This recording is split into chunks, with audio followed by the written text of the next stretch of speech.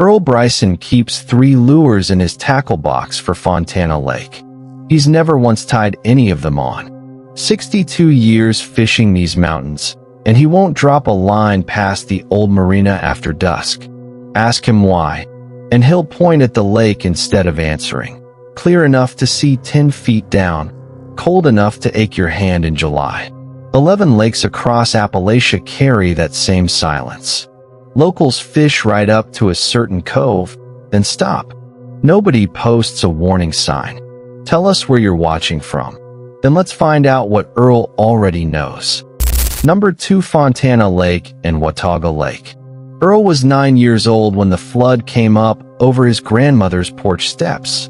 That's the memory he carries, not a headline, not a number in some agency's ledger.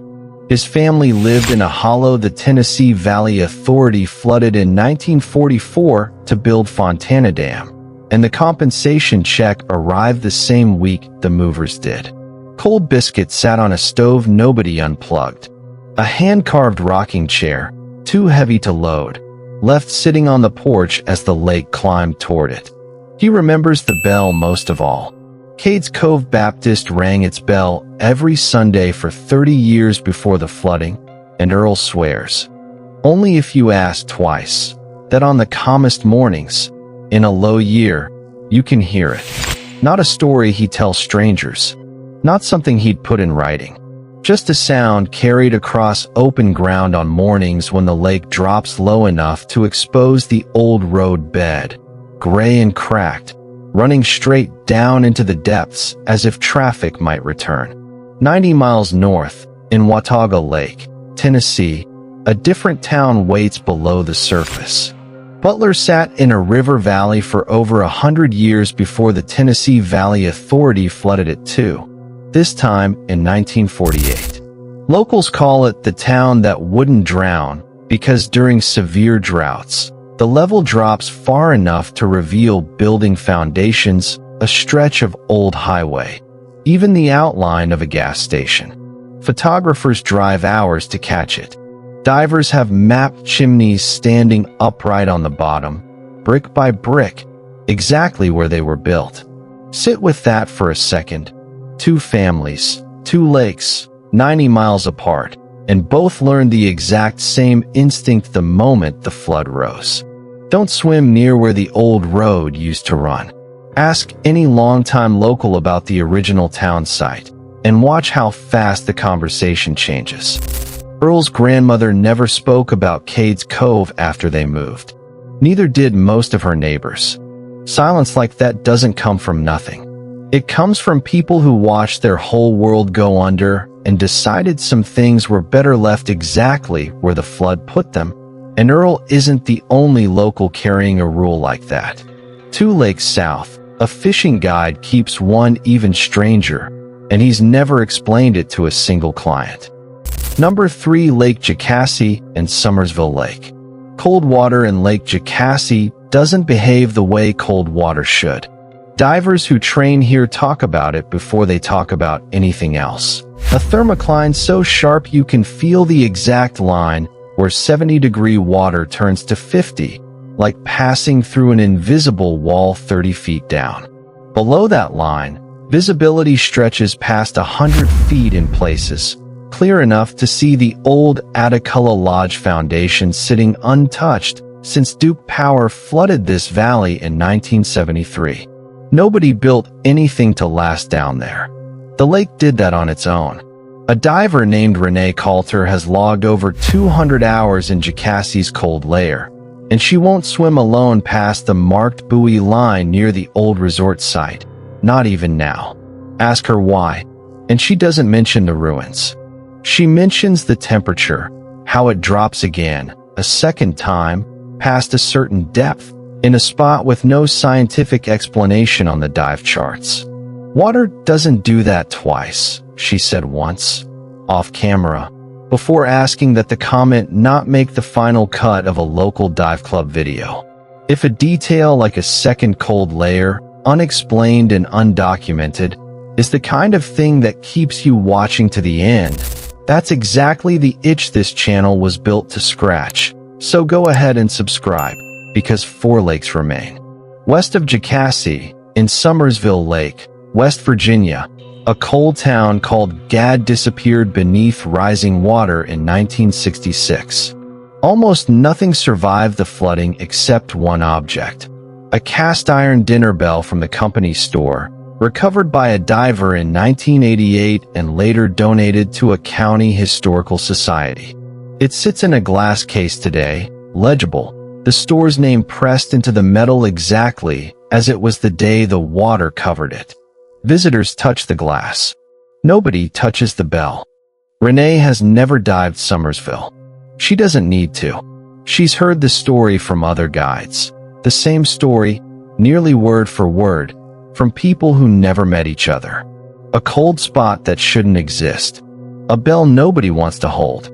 2 lakes, 2 states, and 1 identical rule, handed between people who make their living underwater, know where the edge of the ruins is, and don't cross it after dark. Number 4, Cheoah Lake and Norris Lake. Peak value. Buck Ledford has guided fishing trips on Cheoah Lake for 31 years, and there's one cove he refuses to take a client into, no matter how good the bite looks from the boat. He calls it the Church Cove, though there's no church visible anywhere above the waterline. Ask him where the name came from, and he'll tell you his own guide taught him the rule back in 1994, the same way it had been taught to him. No reason given, just 3 words: don't fish there.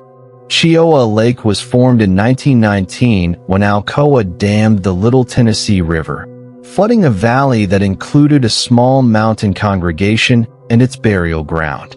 Records from the relocation effort, filed decades later by the Tennessee Valley Authority during a separate survey, admit that not every grave in the flood zone could be positively located before the water rose. The document uses careful, bureaucratic language. Buck uses none of that. He just doesn't go there, and neither does anyone who's ever guided beside him. Here's the part that should stop you. Buck has never once explained his own rule to a paying client, not in 3 decades. He simply steers wide, mentions a different cove instead, and moves the conversation along before anyone asks twice. Newer guides on the lake picked up the habit without knowing why, the same way you'd flinch from a stove you'd never touched. Inherited, never questioned, never written on any map or posted on any sign. 60 miles east, on Norris Lake, Tennessee, a similar habit runs even deeper.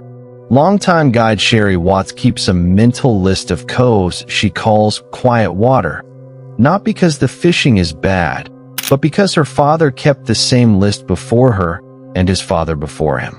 Norris Dam flooded dozens of small family cemeteries in 1936, and while the Tennessee Valley Authority relocated most of them, family letters preserved in a regional archive show at least a dozen households who never received confirmation their relatives had been moved at all.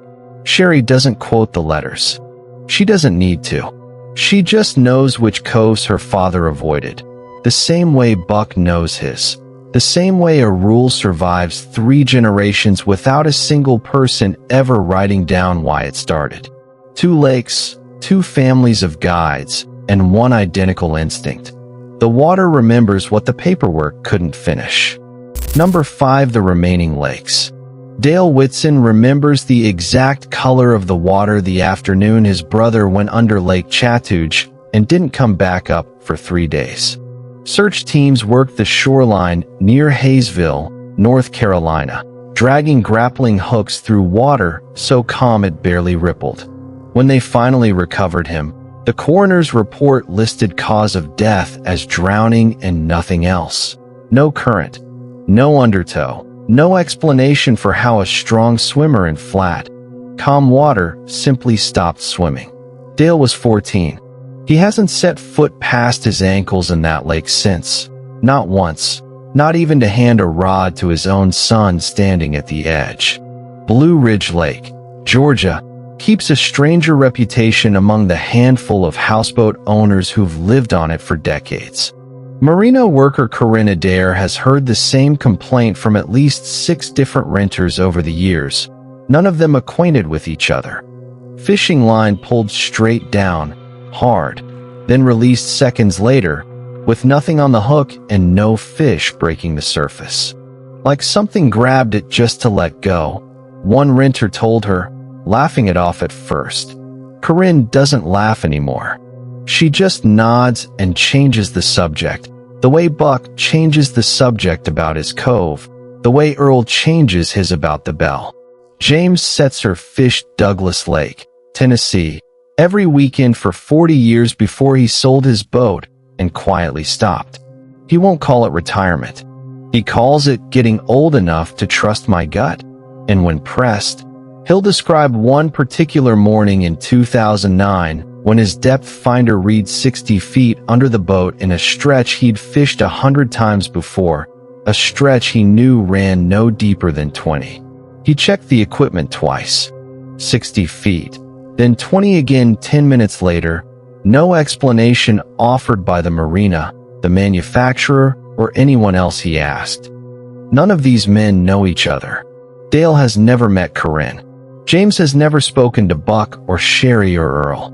Yet stitch their stories together and the same shape appears every time.